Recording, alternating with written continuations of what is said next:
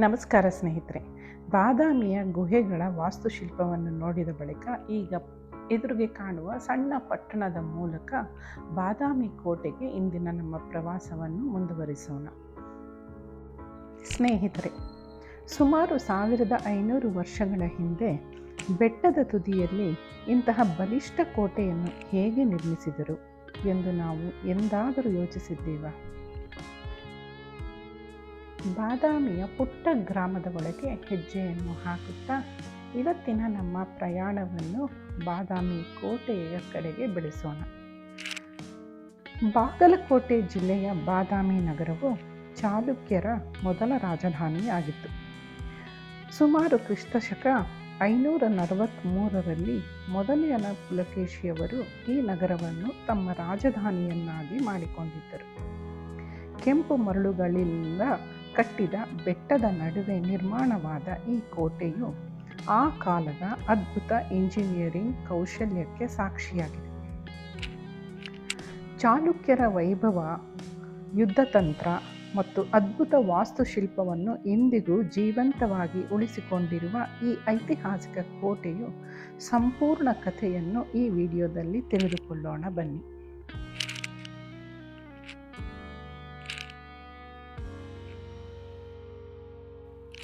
ಕೋಟೆಯ ಪ್ರವೇಶ ದ್ವಾರಗಳು ಬಹಳ ಬಲಿಷ್ಠವಾಗಿದ್ದವು. ದಪ್ಪ ಮರ ಮತ್ತು ಕಬ್ಬಿಣದ ಮುಳ್ಳುಗಳಿಂದ ಮಾಡಲಾದ ಬಾಗಿಲುಗಳು ಆನೆಗಳ ದಾಳಿಯನ್ನು ತಡೆಯುವಂತೆ ನಿರ್ಮಿಸಲಾಗಿತ್ತು.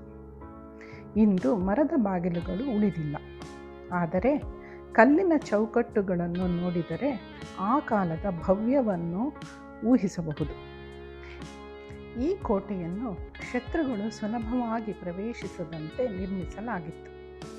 ಕಿರಿದಾದ ದಾರಿಗಳು, ಎತ್ತರದ ಬಂಡೆಗಳು ಮತ್ತು ಬಲಿಷ್ಠ ಗೋಡೆಗಳು ಶತ್ರುಗಳಿಗೆ ದೊಡ್ಡ ಸವಾಲಾಗಿದ್ದವು. ಮೇಲಿನಿಂದ ಶತ್ರುಗಳ ಚಲನವಲನವನ್ನು ಸುಲಭವಾಗಿ ಗಮನಿಸಬಹುದಾಗಿತ್ತು. ಅದಕ್ಕಾಗಿ ಈ ಸ್ಥಳವು ರಕ್ಷಣೆಯ ದೃಷ್ಟಿಯಿಂದ ಅತ್ಯಂತ ಮಹತ್ವವಾಗಿತ್ತು.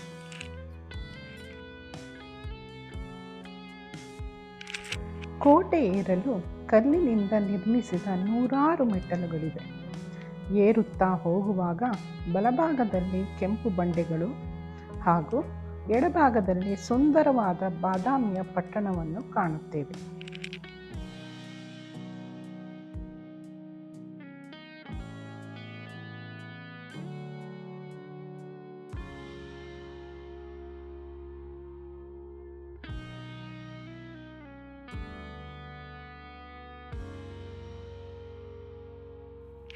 ಕೋಟೆಯ ವಿವಿಧ ಭಾಗಗಳಲ್ಲಿ ಕಾವಲು ಗೋಪುರಗಳನ್ನು ನಿರ್ಮಿಸಲಾಗಿತ್ತು.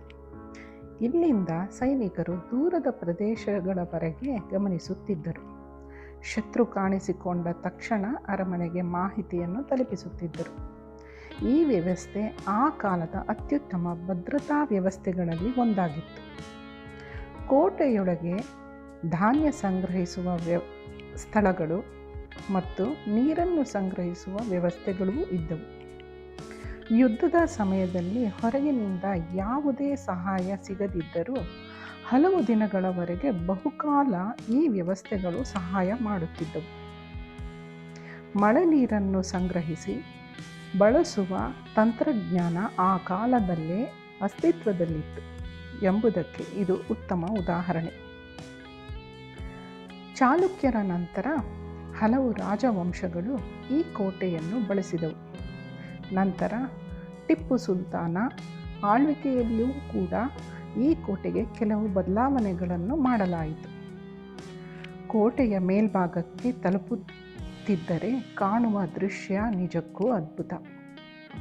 ಒಂದು ಕಡೆ ಅಗಸ್ತ್ಯ ಸರೋವರ, ಮತ್ತೊಂದು ಕಡೆ ಭೂತನಾಥನ ದೇವಾಲಯ, ಇನ್ನೊಂದು ಕಡೆ ಪ್ರಸಿದ್ಧ ಬಾದಾಮಿಯ ಗುಹೆಗಳು. ಸಂಜೆಯ ಸಮಯದಲ್ಲಿ ಸೂರ್ಯಾಸ್ತದ ದೃಶ್ಯ ಇಲ್ಲಿ ಅತ್ಯಂತ ಸುಂದರವಾಗಿರುತ್ತದೆ. ಫೋಟೋಗ್ರಫಿ ಮಾಡುವವರಿಗೆ ಇದು ಸ್ವರ್ಗವೇ ಸರಿ. ಇಂದು ಕೂಡ ಈ ಬೆಟ್ಟಗಳ ನಡುವೆ ನಿಂತಾಗ ಚಾಲುಕ್ಯರ ವಾಸ್ತುಶಿಲ್ಪದ ಪ್ರತಿಭೆಯ ಬಗ್ಗೆ ಆಶ್ಚರ್ಯವಾಗುತ್ತದೆ.